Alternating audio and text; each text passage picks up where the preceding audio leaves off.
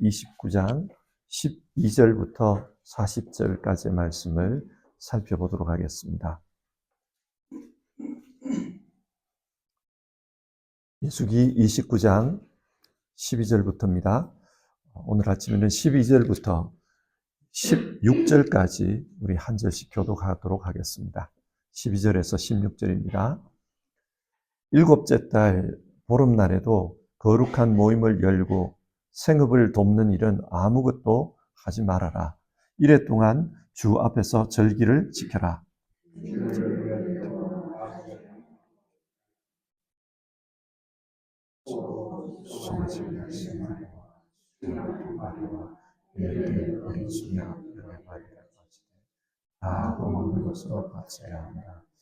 이와 함께 기름에 반죽한 고운 밀가루를 곡식제물로 바치되 13마리의 수송아지에는 수송아지 한 마리마다 10분의 3 에바씩 바치고 수량 2마리에는 수량 한 마리마다 10분의 2 에바씩 바치고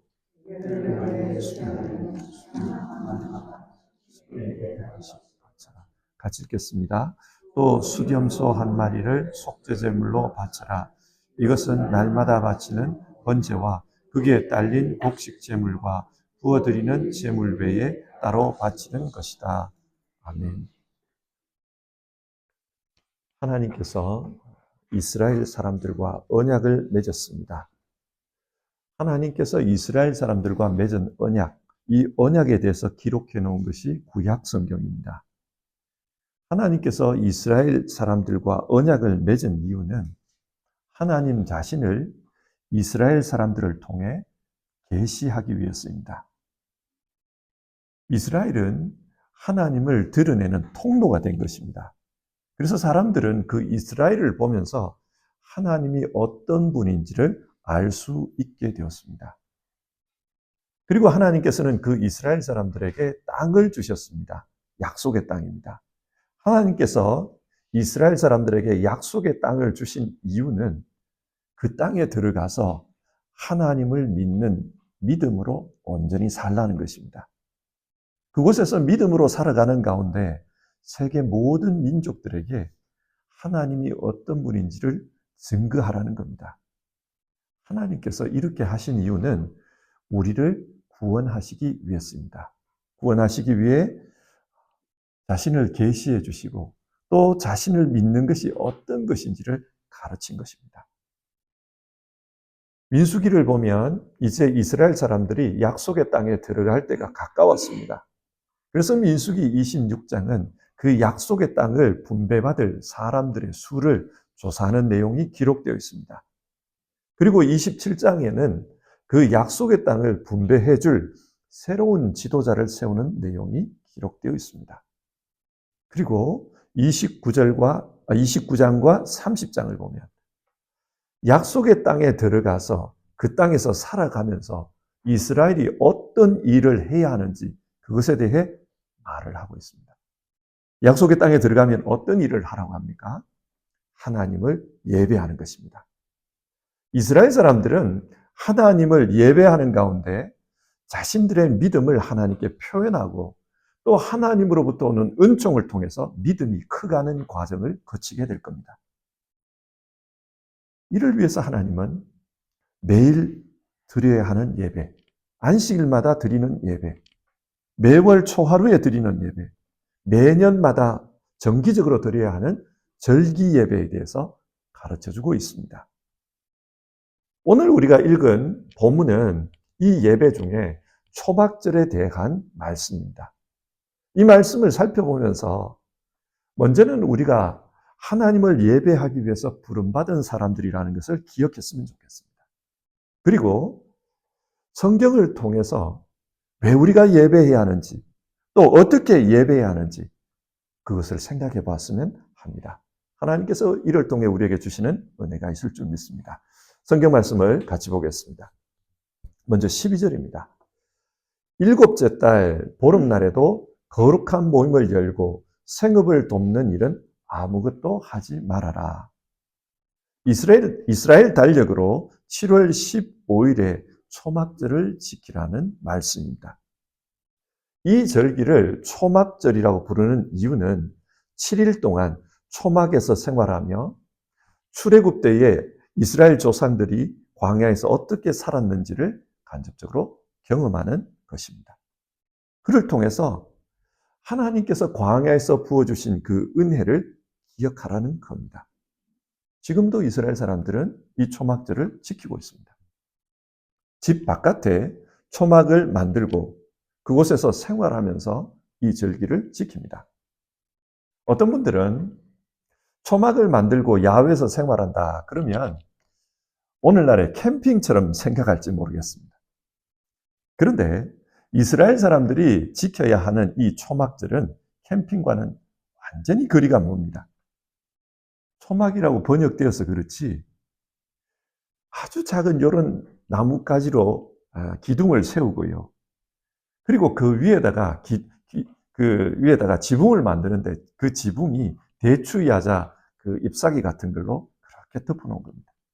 그래 놓으면은 이슬만 피할 수 있을 수준이에요. 초막을 만들 때 꼭 지켜야 되는 것 중에 하나가 그 초막에서 누워서 하늘을 보면 하늘에 별이 보여야 된다는 거예요. 여러분 상상이 되십니까? 비가 오면 비 맞는 겁니다. 그리고 하늘의 별을 보면서 삶을 생각하겠죠. 이 큰 우주에 나는 어떤 존재일까? 그런 기간을 일주일 동안 보내는 겁니다. 한마디로 말해서 일주일 동안 고생해야 되는 거예요.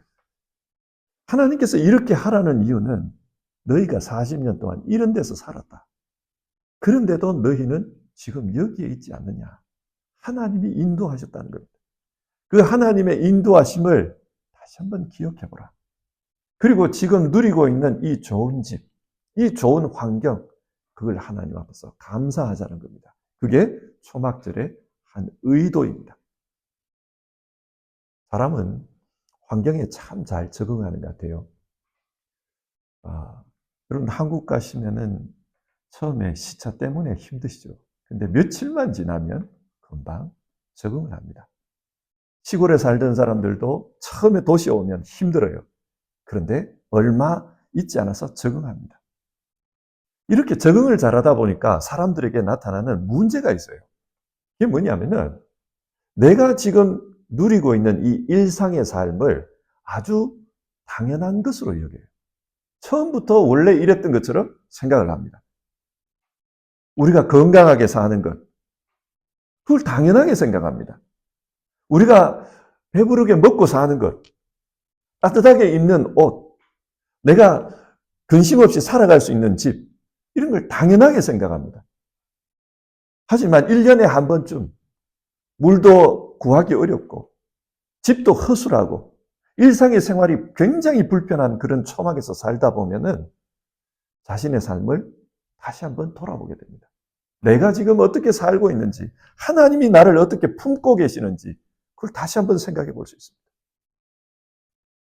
한국교회 같은 경우에는 여름 방학이 되면 교회 청소년들이나 청년들을 데리고 동남아시아, 아프리카 혹은 몽골 같은 데로 비전 트립을 떠납니다. 대략 한 일주일에서 열흘 정도 그 선교지에 가서 선교 현장을 체험하는 프로그램입니다. 그런데 이런 선교 프로그램에 참여한 아이들은 갔다 오면은 생활이 달라진다는 이야기들을 많이 해요. 정말 철없는 아이였는데 그런데 갔다 오면 뭔가 좀 철이 든다는 겁니다. 왜 그럴까요? 일상을 깨뜨리는 그런 불편한 생활을 하다 보면은 자신이 그동안 얼마나 엄마 아빠의 사랑을 받으면서 살았는지, 하나님의 축복 가운데 살았는지, 내가 얼마나 하나님의 많은 은혜를 입으면서 사는지 그걸 새삼스럽게 깨닫는 겁니다. 그렇기 때문에 신앙생활도 달라지고 일상을 살아가는 삶의 태도도 달라집니다. 하나님께서 이스라엘 백성에게 이 초막절을 명하신 이유가 여기에 있습니다. 돌아보라는 겁니다. 한번 돌아보라. 그리고 이 초막절을 다르게는 수장절이라고도 불러요. 수장, 추수할 때 수고요. 장, 저장할 때 장입니다. 그러니까 추수한 것을 저장한다. 그런 뜻이죠. 이 초막절의 그 기간이 7월 15일부터 7일 동안이라고 했습니다. 이게 이스라엘 달력이거든요. 오늘날 우리가 사용하는 달력으로 바꾸면은 9월 말에서 10월 중순에 해당되는 시기입니다. 추수시기죠. 이렇게 추수를 다 한 다음에 곡식도 과일도 추수를 다 한 다음에 그걸 저장해 놓고 하나님 앞에 추수감사 예배로 드리는 것이 바로 이 절기입니다. 그래서 수장절이라고도 부르는 겁니다. 추수를 다 했으니까 지금 풍성할 때잖아요. 그래서 13절부터 보면 이 절기 동안에 매일 하나님께 드려야 하는 제물이 소개되고 있습니다. 첫째 날만 보면요. 어떤 제물을 드리라고 합니까? 13절에서 소를 13마리를 드리라. 그리고 숫양을 2마리, 1년 된 어린 숫양을 14마리를 바치라고 합니다. 하루에 이만큼 바치는 거예요. 그리고 이때 곡식 제물도 기름과 함께 바치라고 그래요. 보통 번제를 드릴 때 보면은 이 소제를 같이 드리거든요. 그래서 그렇게 하라는 거예요. 송아지 한 마리당 10분의 3 에바, 수량 한 마리당 10분의 2 에바. 에바라는 것은 이 곡식을 다는 이 크기입니다. 계량입니다. 그래서 이만큼씩 바쳐라. 14마리 어린 수량을 바칠 때는 수량 한 마리당 10분의 1 에바를 바쳐라. 그렇게 말합니다. 그리고 16절을 보면 이것뿐만 아니라 숫염소 한 마리도 속죄제물로 바쳐라. 자, 7일 동안 사람들이 모여서 하나님 앞에 예배하면서 매일 이렇게 바치는 거예요. 근데 좀 특이한 거는 매일 드리는 숫송아지의 수가 하루에 한 마리씩 줄어들어요. 첫째 날에 13마리, 둘째 날에 12마리, 셋째 날에 11마리 이런 식입니다. 그래서 일곱째 날이 되면 7마리로 줄어들어요. 그런데 7일 동안 바치는 이 송아지 숫자를 다 합쳐보면 70마리입니다. 한 주일 동안 70마리 소를 잡는 겁니다. 그리고 7일 동안 수량은 14마리, 1년 된 수량수는 116마리입니다. 엄청나게 많은 짐승들을 잡아서 하나님께 제사하는 겁니다. 왜 이렇게 많은 제물을 하나님께 드리라고 하는 걸까요? 추수감사절이기 때문입니다. 1년 동안 받은 것을 하나님 앞에 감사하면서 바치랍니다. 자, 이렇게 보면은 이 초막절의 성격이 보입니다. 초막절은 출애굽 당시 하나님께서 이스라엘 민족을 지켜주셨다. 자신의 조상들의 과거를 보면서 감사하는 겁니다. 뿐만 아니라 그걸 지키면서 지금 우리가 얼마나 많은 것을 누리고 있나. 초막에 살면서 지금 우리가 얼마나 많은 걸 누리고 있나. 그걸 생각하는 겁니다. 그러니까 이 초막절은 지나온 과거, 현재의 삶, 이런 것들을 생각하면서 하나님 앞에 감사하는 겁니다. 자, 여기서 우리가 한번 생각해 봅시다. 예배가 뭘까요? 예배 드리는 게 좀 힘들죠. 저는 가끔씩 예배 드리는 게 힘들 때가 있습니다. 그런데 하나님께서 왜 예배하라고 합니까? 예배의 원래 목적은 우리를 귀찮게 하거나 우리를 힘들게 하거나 이게 아니에요. 하나님께서 우리를 행복하게 만들어주고 싶은 겁니다. 예배를 드리면서 지나온 삶을 돌아봅니다. 예배를 드리면서 어려운 것들을 경험합니다. 그러는 가운데 내가 얼마나 지금 하나님의 은혜 가운데 살고 있나. 여기까지 오기까지 하나님이 어떻게 나를 인도하셨냐. 그걸 돌아보는 거예요. 그러면서 하나님 앞에서 감사하며 기뻐하는 것, 행복해하는 걸 하나님 원하십니다. 우리의 행복을 위해서 하나님 예배하라는 겁니다. 가끔씩 우리 어르신들의 팔순 감사 예배를 드릴 때가 있습니다. 이런 예배를 드리다 보면은 우리 어르신들이 팔순이 되시기까지 지나온 삶을 돌아보게 되지 않습니까? 그런 삶을 돌아보면 어떤 결론에 도달할까요?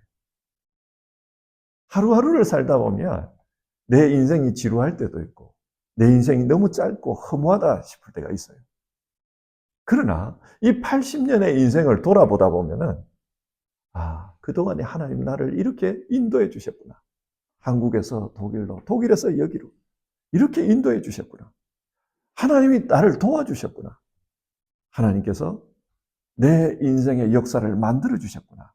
그걸 확인하게 됩니다. 하나님께서 내 인생을 인도하셨고 만들어 주셨다. 그게 깨달아지면 내 인생에 대한 새로운 해석이 가능합니다. 내 인생은 하나님께서 세밀하게 계획하시고 구체적으로 이끌어 오셨다. 이끄는 가운데 내 인생을 이렇게 만들어 오셨다. 그러면 우리가 일상 속에서 느끼지 못했던 하나님의 크신 역사를 깨닫게 됩니다. 내 인생은 허무한 게 아니다. 하나님이 구체적으로 생각하시고 인도해 오신 하나님의 작품이다. 그러면 감사가 나오는 겁니다. 하나님께서 이스라엘 민족에게 초막절 예배를 드리라는 이유가 여기에 있는 겁니다. 하나님 앞에서 초막을 짓고 그 절기를 지키다 보면 얼마나 큰 은혜를 베풀어 주셨는지, 얼마나 세밀하게 자기 민족을 택하시고 인도하시고 또 역사해 주셨는지 그걸 느끼게 되는 겁니다. 우리가 일상만 생각하면 짜증이 날 때가 있어요. 왜 내 인생은 이렇게 고달픈가? 다른 사람은 잘도 살아가는데 왜 나만 이렇게 살아야 되는가? 그런 생각이 들 때가 있습니다. 같은 가족이라도요. 우리 가족 중에 누구는 웃고 있고 즐겁게 있는데 나만 마음에 부담을 짊어지고 있다. 그럴 때가 있어요. 그러다 보면 세상에 나 혼자밖에 없는 것 같아요. 가족도 위로가 안 될 때가 있습니다. 화가 나지요. 그런데 우리 인생의 초막절을 지키다 보면은 삶의 결론이 달라지는 겁니다. 하나님 나를 지켜주셨다. 나를 인도해 주셨고 내가 여기까지 오도록 내 인생을 만들어가고 계셨던 거다. 해석이 달라집니다. 근데 여러분 예배를 드리는 이유가 여기 있다는 걸 우리가 기억해야 합니다. 우리가 매일 아침 드리는 예배잖아요. 근데 이 아침 예배를 드릴 때마다 여러분들 삶을 돌아보시면서 초막절의 그 감격을 느꼈으면 좋겠습니다. 내 인생 하나님 이렇게 인도해 주셨다. 그래서 내가 여기 있는 거다. 그 초막절의 감사를 그리고 감격을 회복할 수 있으면 좋겠습니다. 또 35절을 보면요. 초막절에는 첫째 날과 8일째 되는 날에 거룩한 모임을 가지라고 합니다. 이 거룩한 모임을 가질 때 많은 재물을 바쳐요. 수송아지 한 마리와 수량 한 마리, 1년 된 수량 7마리를 바칩니다. 수염소도 속죄제물로 바칩니다.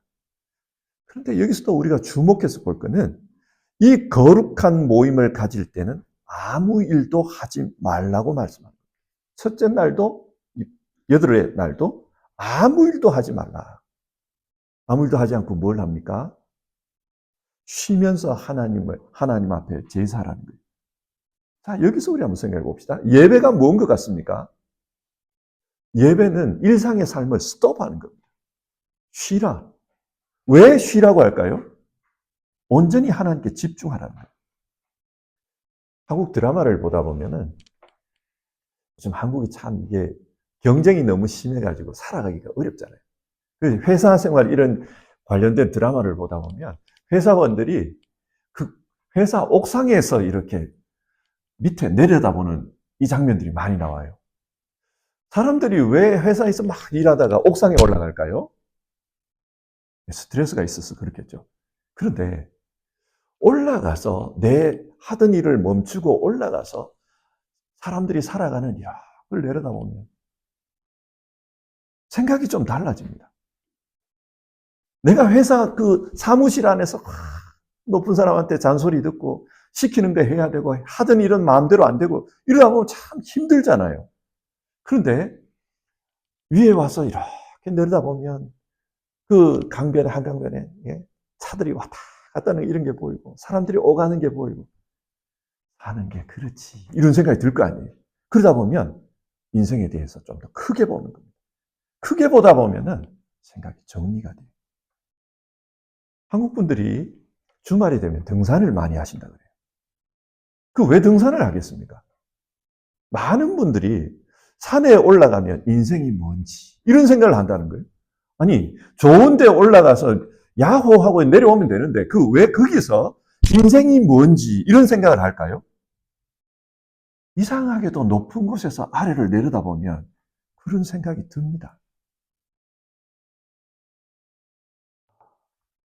그렇게 내려다보다 보면 내가 너무 작은 것에서 집착하고 걱정하고 고민하고 그렇게 살구나. 내가 아웅다웅하면서 그렇게 살았구나. 자기 삶을 반성하게 되는 겁니다. 예배도 그런 겁니다. 하나님께서 왜 스탑하고 하나님 앞으로 오라 그럽니까? 예배하는데 왜 집중하라 그럽니까? 아무것도 하지 않고 그냥 멍 때려라 이 말이 아니에요. 우리가 일상을 스탑하고 하나님 앞에 서면은 보는 관점이 달라지는 겁니다. 하나님의 관점으로 내 인생을 쳐다보는 거예요. 그러다 보면 내가 일상 속에서 보지 못했던 것이 보입니다. 예배하는 이유가 여기 있습니다. 다른 일을 하기 전에 하나님 앞에 예배하면서 내 인생을 돌아다 보면 하나님의 관점으로 내가 하고 있는 일을 해석할 수 있습니다. 일상 속에서 살다 보면 여러분 우리가 하는 일이 점 같잖아요. 이 일하고 이 일이 무슨 상관이 있나 싶어요. 점같이 보여요. 그런데 그렇게 뭔가 올라가서 이렇게 보다 보면 이 점들이 연결이 돼요. 내가 그때 왜 이랬을까? 하나님 왜 이렇게 인도했을까? 이게 연결이 돼요. 선이 됩니다. 예배하는 가운데, 일상을 벗어나서 예배하는 가운데 하나님께서 나를 어떻게 인도하고 계시는가? 내 인생에 주시는 의미가 뭔가? 그게 보이는 겁니다. 그래서 하나님은 모든 것을 내려놓고 하나님 앞에 오라는 겁니다. 예배는 자신의 일상을 스탑하고 내 세상을 보는 내 시각을 스탑시키고 하나님의 관점으로 돌아보는 시간입니다. 그래서 하나님은 우리에게 예배에 집중하라고 하는 겁니다. 자, 이상의 말씀을 한번 정리를 해봅시다. 하나님은 지금 이스라엘 사람들에게 약속의 땅을 주려고 합니다. 그리고 그 땅에 들어가거든 이렇게 예배하면서 살아라. 예배의 삶에 대해서 말씀합니다. 왜 예배를 하라고 하는가? 하나님 앞에서 예배하면서 우리 자신을 돌아보고 하나님의 은혜를 생각하고 그러는 가운데 우리의 믿음을 성장시켜 가라는 겁니다. 그렇기 때문에 우리 믿는 자들에게는 이 예배가 중요해요. 예배를 통해서 우리의 믿음이 성장해 가는 겁니다. 자, 오늘 우리에게 예배는 어떤 것입니까? 많은 사람들이 예배를 부담스러워하는 것을 봅니다. 그리고 현대의 많은 분들이 예배를 귀찮아해요. 독일 교회가 이 문제에 지금 부딪혔어요. 독일 이 베를린만 두고 보면은 많은 교회들이 있잖아요. 근데 이 많은 교회들, 교회 수와 그 지금 나는 프로테스탄트 교인, 에반겔리식 교인입니다. 등록된 사람들을 나누면은 사람들을 교회 수로 나누면은 한 교회당 3,000명이 안 돼요. 몇 년 전에, 불과 몇 년 전에 루카스 교회에 소속된 교인 수가 얼마입니까? 6,000명 그랬어요. 작년에 4,500명 그러더라고요.